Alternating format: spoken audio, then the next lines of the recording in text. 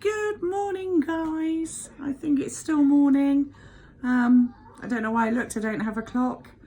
I just want to say hi, and I know it's been such a long time since I've posted anything personal on this page. Largely due to the fact that 3 months ago, about 3.5 months ago now, I was asked to try these tablets called hydroxyquinine, which is for the arthritis. And just basically, long story short, over the past 3.5 months, these meds have not sat well with me. I have not felt well, to the point where even answering comments on the tumour page has been so difficult, which is really sad, you know. Over the weekend, it was my darling nephew's birthday. Happy birthday, Key. And we had a barbecue for him last weekend, and I just felt so rubbish, and I just thought, I can't go on. I've spent many an hour again on the sofa, just lying there, not feeling well, being uncomfortable in my own skin, and it's just been really difficult. And then we checked with the side effects, because it was making me have the runs like really badly, and feeling sick and nausea, and there were times where I just felt my life drain from me when I was out, you know. It was just awful. So on Sunday I made the decision that I was not going to take these meds anymore, because enough was enough, you know. I'd got to the point where my quality of life was really impaired by taking these pills, and do you know what? 5 days later, I feel okay. I feel good. I feel like me again, which is so lovely. So it just goes to show we really need to start being a bit more aware about what we put in our bodies, and also about, you know, I was told that this pill would help with the stiffness in my legs with the myalgia, and my hands and my arms with the arthritis. And the consultant told me that it would make me feel like a new woman. Well, it did, but a really poorly woman. Maybe sometimes I trust too much in the medical world. I don't know. I think sometimes we just take pills because we're told to take them. And actually, as a holistic therapist, a complementary therapist, I should know better. And I should really research about what I'm putting in my body. So I intend to do that from now on. And I actually said to my husband, I could cope with the arthritic pain a lot better than I could cope being on these tablets. I mean, I just can't begin to tell you how nearly passing out in Wilkinson's, literally walking around Lidl's and thinking, I'm done, I've got to go home.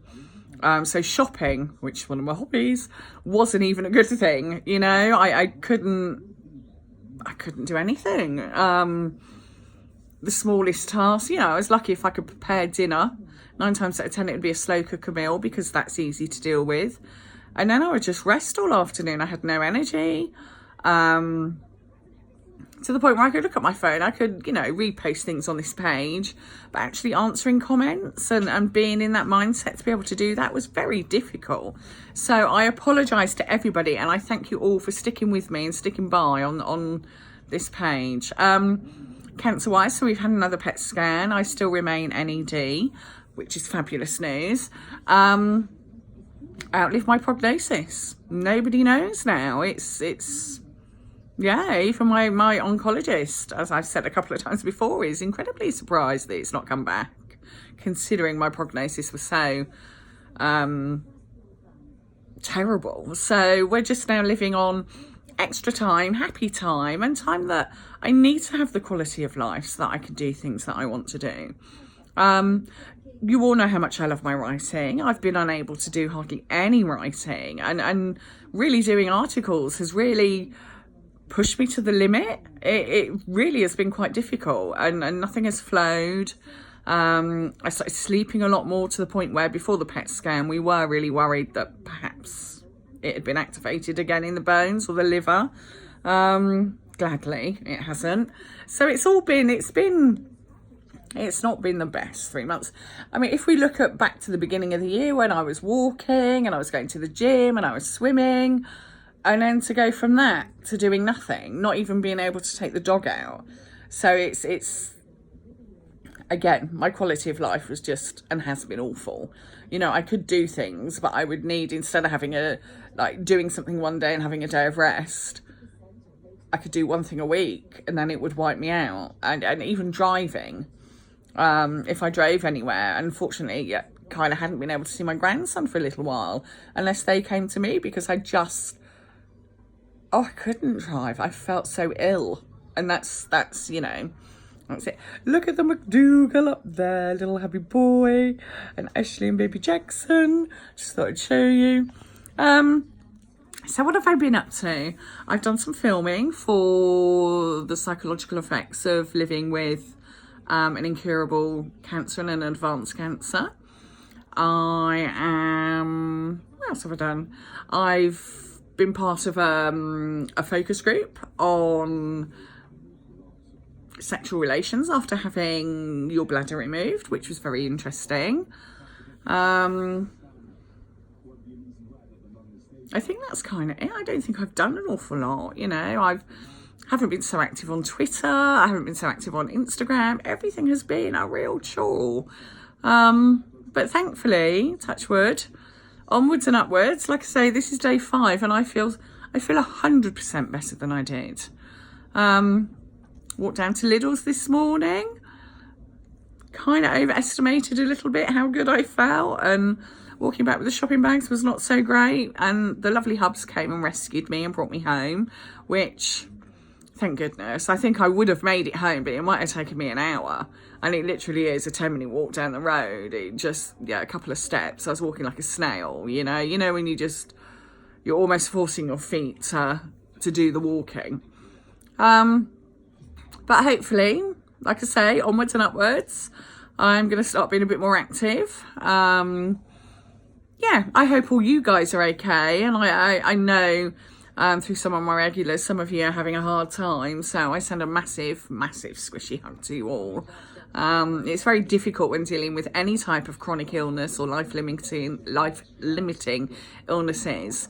Because it isn't always, for me, it isn't always the cancer that brings me problems. It's everything else on top of it. The erythromelalgia, the Raynaud's, the arthritis, the heart failure. Need I go on? So it's hard, and it's hard sometimes to accept your limitations. And I wasn't prepared to think that sitting on the sofa feeling rubbish for the rest of my life was going to be me. And I felt I'd lost my sparkle.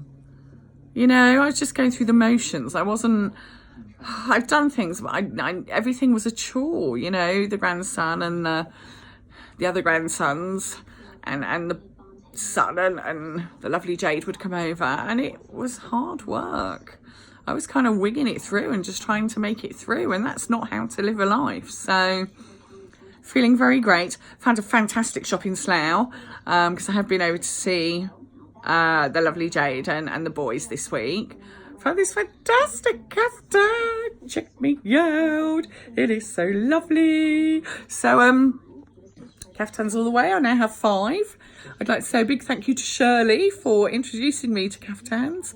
I have no idea why people would wear normal clothes. Caftans are just, oh my gosh, they're just so lovely. So I probably think that's all I'm going to wear now. And in the winter, I'll probably wear a caftan with really thick socks and gloves because of the Raynaud's. Oh gosh, wow, I've been waffling for like nearly 9 minutes.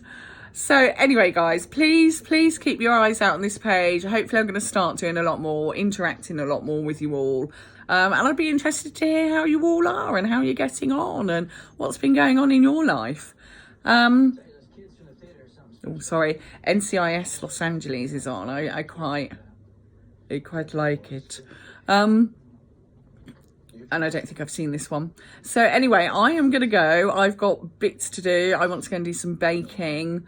I've got a couple of ideas for some new articles and from some new things to write about. And take care, all of you. I hope that all is good in your world. And if you're struggling, reach out, a problem shared. It's not moaning. Sometimes we just need to say, hey, I feel really rubbish and I just need someone to care a little bit, I And sometimes you think you're just constantly moaning about, oh, I don't feel so well. That's kind of how I felt the last couple of months, that everything is like, no, I don't feel well, no, I don't feel well. And it's this perpetual cycle of feeling rubbish. You know, I take the pills because I think the pills are making me better. And actually they weren't. They were making me feel a lot worse.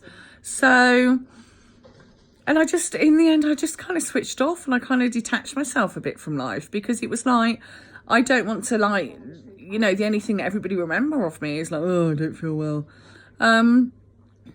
But we need to talk about it, you know. Living with chronic conditions and illnesses isn't fun, and it's not good, you know, and we all need to support each other and be there for each other. Anyway, I think I have waffled enough. If you've got to this part in the video, well done you. That's 11 minutes of your life you're never going to get back. Take care, and yeah, we'll chat soon. Bye.